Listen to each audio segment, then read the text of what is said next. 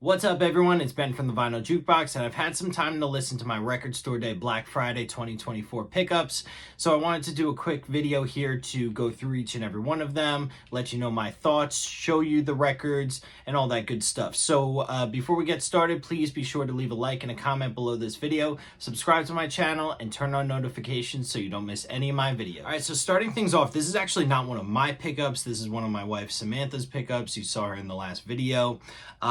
She's a huge Jane's Addiction fan, so this was top of her list. Limited to 2,500 copies. This is the Jane's Addiction Imminent Redemption and True Love 12-inch single. These were their new songs that just came out for the recent tour and might possibly be their last new songs ever because of the drama going on with that band. But this one was really cool. I would have picked this up myself, but they only had one copy of this, so it had to go to her. But this was really cool. As you guys could see, no markings on it to say that this is a Jane's Addiction single. So pretty interesting that they decided to go with that. But the cool thing about this single was there was a chance, and I don't know the odds of getting this. I've heard different things online and in videos, but there was a chance of getting a signed inner sleeve for this single. And so this is one side here, Imminent Redemption, and we open this to find out that 3 of the 4 band members had actually signed this copy. We have Dave Navarro, we have Eric Avery, the bass player, and we have Stephen Perkins, the drummer.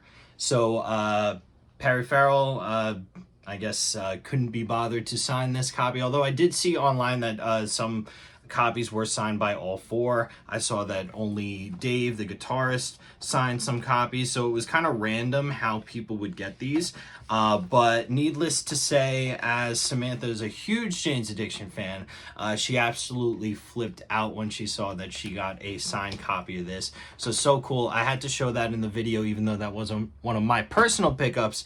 I just had to show it because that was a really cool moment. I wish Record Store Day would do more things like that, include signed copies. Maybe they will in the future, but that was definitely a really cool one, and I think kind of flew under the radar a little bit, as people may not have known about that one coming out. And even in the store, you know, you wouldn't have known it was a Jane's Addiction single unless you knew to look for it. So moving on to my pickups. First off, we have Stone Temple Pilots Purple Rarities. This was originally released with the purple box set that came out a few years ago, but really cool to get a standalone version of this. I love on the jacket here, we have that kind of like foily, reflective surface here on that sign that you'd recognize from the album. And yeah, this was an album of early versions, acoustic versions, demos. We have a cover on here that was on a Led Zeppelin tribute album. So really cool to have this on vinyl. I don't have the CD box set, so I was glad to be able to pick this up. I have purple on vinyl, I have purple on CD, so I really didn't need another copy of just the album itself. So you know, it's just cool to get the rarities here. But let me take this out, and I love that more often than not bands are doing this, or labels are doing this, I should say. The inside here is purple. I think that's a really nice touch. I know that on the recent Manson album that I reviewed, I noted that the inside was red. You know, the inside here is purple. Just those little details, I love that. It doesn't cost them much extra to do that, maybe nothing at all extra to do that, but I appreciate it. It's nice that the packaging is, you know, so much attention is paid to the packaging. Also, I love that this included poly-lined inner sleeves. I find that oftentimes with Record Store Day releases, we get paper inner sleeves, just the paper. Sometimes you get those rice paper sleeves, but you know, I appreciated the fact that they cared enough to maybe spend that extra cent in their costs to include that polyline sleeve. But we have a beautiful purple vinyl here, of course, very fitting, and you know, cool that they didn't go overboard with the colors and everything too. So just going through my thoughts on the album here, really cool to hear those raw vocals, raw guitar tracks. I mean, you're not really listening to this for the sound quality. These songs are not fully formed yet. They're not mixed to their best ability. But it's cool to hear how these songs started. A lot of the lyrics are different. You know, a lot of the ideas are not fully formed. Scott's kind of trying to figure out the melodies as he's going through the songs. So just really cool to see how these songs were coming together at that time. You hear a little bit of talking before some of the songs, maybe a little after some of the songs as well.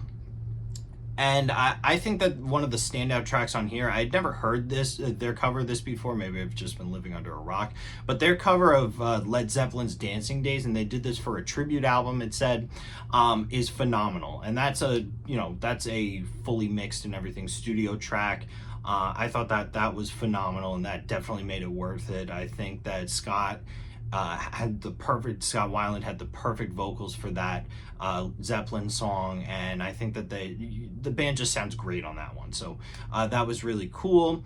And you know, like I said, Scott's trying to get things right. He's trying to get the timing right. He's trying to get the melodies right. You could hear him humming on some of the songs. So just really cool how these songs were coming together, and maybe we'll get more of these as things, you know, in future record store days. That would be really cool and really welcome. So really cool pickup, and I definitely recommend it.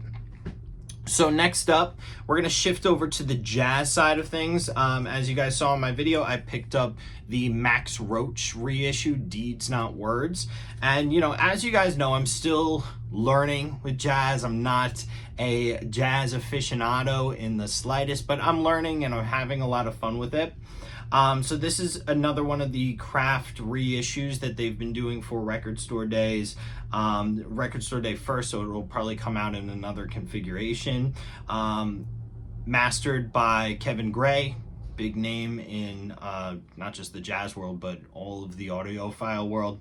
And this is pressed on a nice heavy 180 gram vinyl. I do have to say the jacket on this is so thick, replicating those 50s, 60s jackets, but really nicely done. Everything is true to the original form here. And the record itself, now I don't like the sleeve that they used. I've heard that this type of sleeve actually causes damage to the vinyl over time, so I'm gonna have to change this out.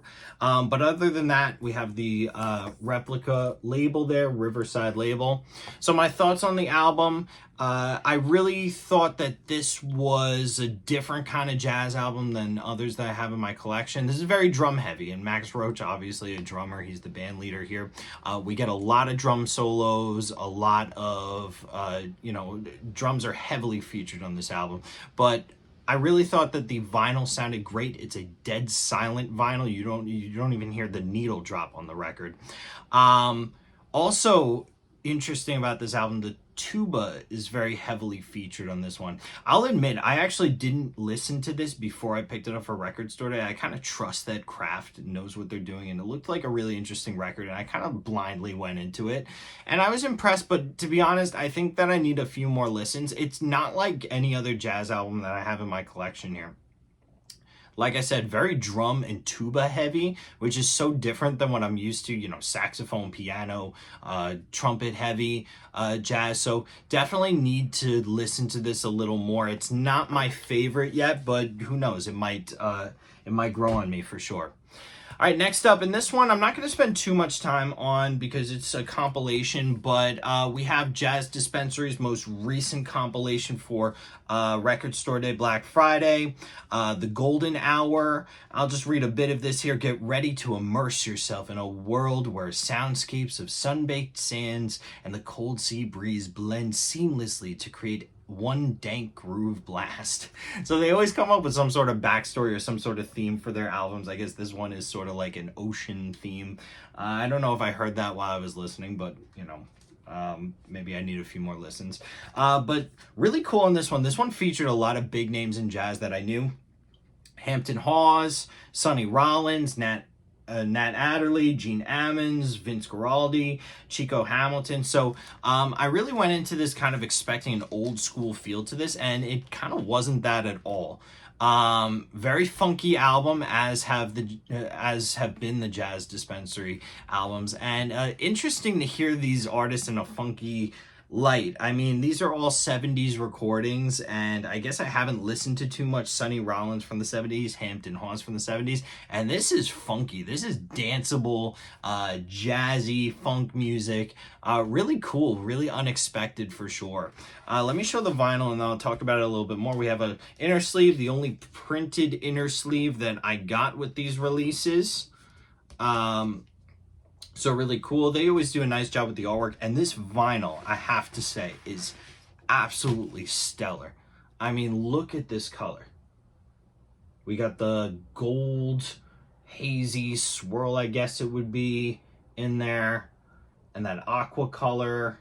Just fantastic. I love, they always do a phenomenal job with the color of their pressings. And to be honest, this vinyl sounds spectacular. The bass on this is really booming. Everything's very clear. You know, I had no problems with the pressing of this vinyl. Let me see. It was called Golden Wave Swirl. Okay, I kind of got that right. Golden Wave Swirl vinyl. But another great one from the Jazz Dispensary. I always really love these, and these really introduced me to music that I might not normally listen to. I'm usually listening to that classic, you know, hard bop, bebop sort of jazz, 50s and 60s jazz. So this is really introducing me to stuff that you know, came out a little later that, you know, is definitely interesting as well. So the next one, and I have to say, this is probably the best sounding record out of all of them. Just in terms of dynamics, and maybe I'm just biased because I'm a huge fan, but this was the Hendrix Songs for Groovy Children, the Fillmore East concerts. This was the selections from the Fillmore East concerts box set that came out a few years ago. You know, this is just phenomenal. I've probably listened to the whole box set on streaming. I don't have the box set, but this is really, I had to say, the best out of the best of, you know, what Hendrix was doing on that box set. I mean, this is just a phenomenal selection of key tracks and excellent sound quality. So this was pressed at QRP quality record pressings, which, you know, has a reputation for very high quality audiophile vinyl. We get the QRP sleeve here. And let me just take this out. Another really nice blue with some dark blue swirl in there, or whatever you want to call it. But this one was a really cool release. Some standout tracks for me on here. Hear My Train A-Coming, just long jam. It takes up half of a side of this record. We have Machine Gun, which is definitely a favorite of mine out of Hendrix's catalog. Just an amazing selection of songs from those concerts, and really, you know, what I needed at this point. I'm kind of easing back into a Hendrix phase, and this is definitely kicking that off really well. Like I said, long jams, amazing solos from Hendrix. The sound quality is fantastic. The playing is phenomenal. Hendrix is on top of his game on this record, and I think this was a sleeper. I think a lot of people are sleeping on Hendrix with Record Store Day lately. I think that, you know, they come out with a Hendrix release for every single Record Store Day, and maybe people are getting a little tired of it. Maybe people have enough Hendrix, but I'm not one of those people. I can't get enough Hendrix, and this was definitely great. I didn't see this a lot in people's posts in terms of what they got from Record Store Day. This is definitely one of my favorites from Record Store Day for sure. All right, lastly, the last record that I picked up was actually my most wanted record, and that was the Duff McKagan Live at Easy Street record. This was probably the most limited out of all that I picked up.